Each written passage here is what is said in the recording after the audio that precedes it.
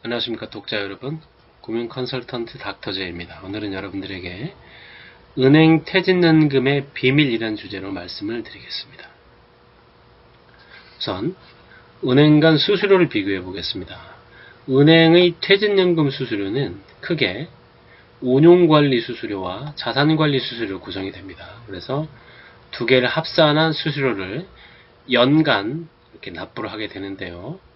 은행 간 수수료의 어떤 격차는 크지 않고요. 그래서 연간 총 납부하는 수수료, 총 적립액을 1억 원 기준으로 했을 때 최저 16만 원에서 많게는 29만 8천 원의 수수료를 납부를 하게 됩니다. 그래서 종합을 해보면 여러분들이 생각하는 것보다 조금 더 과도한 수수료를 납부하고 있다는 것과 은행별 수수료의 편차가 크지 않기 때문에 변별력이 작고요. 반면에 운용수익률은 매우 저조하다는 것을 알 수가 있고요. 조금 더 자세히 살펴보면요. 운용수익률 총평입니다. 매우 저조하고 원금 손실도 흔하다는 것입니다. 은행별로는 원리금 보장형과 비보장형을 운용을 하고 있습니다. 개인형 IRP를 기준으로 말씀드리고 있습니다.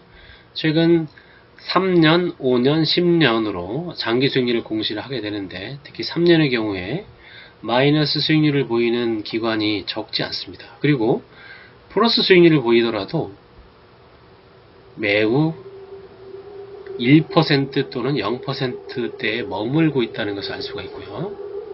반면에 수수료는 아까 말씀드린 것처럼 확정적으로 나가고 있습니다. 그래서 장기 수익률에서 수수료를 뺀 순마진은 거의 1% 전후에서 크게 변별력을 갖고 있지 않다라는 것. 여러분들의 자산이 제대로 운용이 되고 있는지에 대한 근원적인 궁금증을 가질 수밖에 없는 상황이 됩니다. 퇴직연금 제도 관련 제안입니다. 저도 은행에서 퇴직연금 관련된 상품을 많이 팔아봤고 권유도 해보았지만 그때 느꼈던 문제가 사실은 크게 해소가 되지 않았습니다. 그래서 저의 결론은 퇴직연금 제도는 무조건 빨리 바뀌어야 합니다. 다음과 같은 방향입니다. 올해 7월부터 본격 시행되고 있는 디폴트 옵션이 능사가 아닙니다. 디폴트 옵션은 보다 높은 수익률을 추구하는 그 상품으로 미리 선택을 하자는 것인데 아까 말씀드린 것처럼 원리금 비보장형의 경우에 원리금 보장에 비해서 훨씬 더 저조한 실적을 나타내고 있다는 점. 그렇다면 과연 디폴트 옵션이 더 높은 수익률을 보장할지에 대해서는 매우 회의적입니다.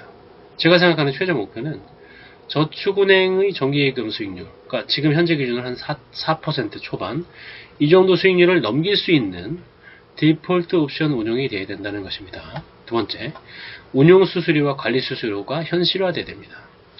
실적에 연동시켜야 하고 은행별로 변별력 있는 수수료를 제시해서 수수료를 기준으로도 은행을 선택할 수 있도록 해야 합니다. 세 번째, 퇴직연금 제도는 전반적인 개편이 불가피합니다. 퇴직연금은 한 개인의 또는 그 가정의 미래입니다. 미래의 수익원이 되는 자금이기 때문에 보다 큰 책임감과 의무를 가지고 금융기관이 관리와 운용을 해야 합니다. 그래서 퇴직연금 제도에 대한 전반적인 개편이 필요하다고 생각됩니다. 이상 금융 컨설턴트 닥터제이였습니다. 감사합니다.